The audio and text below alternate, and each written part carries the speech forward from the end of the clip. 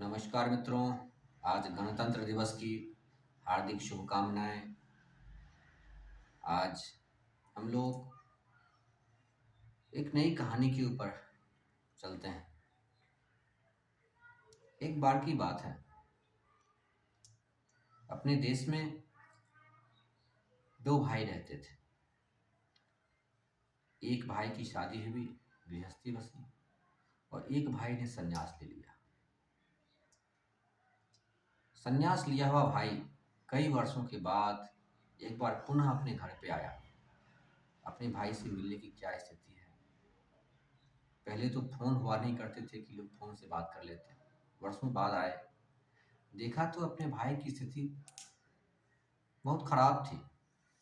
वैसी ही थी जैसे कि संन्यास लेते वक्त थी। गरीबी से किसी तरह से गुजारा हो रहा था।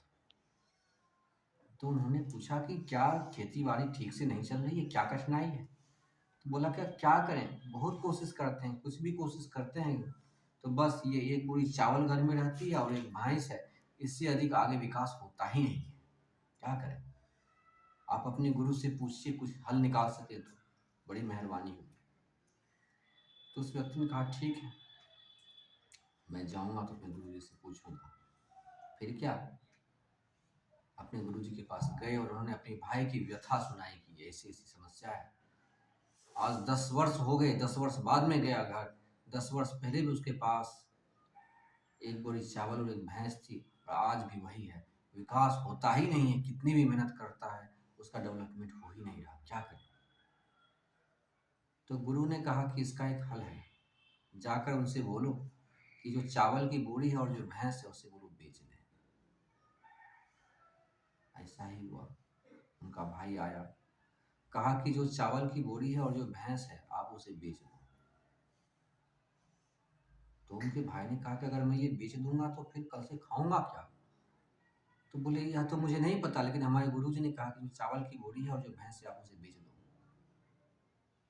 अपनी पत्नी के साथ विचार विमर्श की, फिर डिसाइड हुआ कि चलो बेच देते हैं। जब इतने बड़े संत बोल रहे हैं तो कुछ ना कुछ बात रही होगी।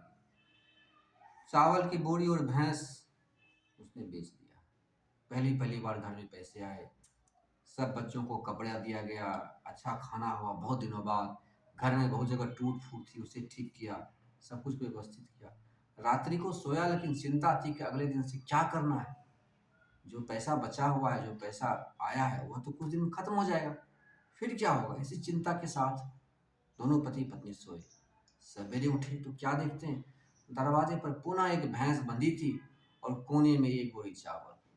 बोले अरे कहाँ से आ गया। तो फिर उनके भाई ने कहा कि अब जो भैंस है और जो चावल से फिर से बेच दीजिए, क्योंकि गुरु जी ने तो यही कहा है कि जो चावल है और भैंस है उसे आप बेच दीजिए। तो फिर से उसने बेच दिया, फिर से पैसे होंगे। तो यह कहानी एक सिंबॉलिक है, प्रतीकात्मक कहानी है।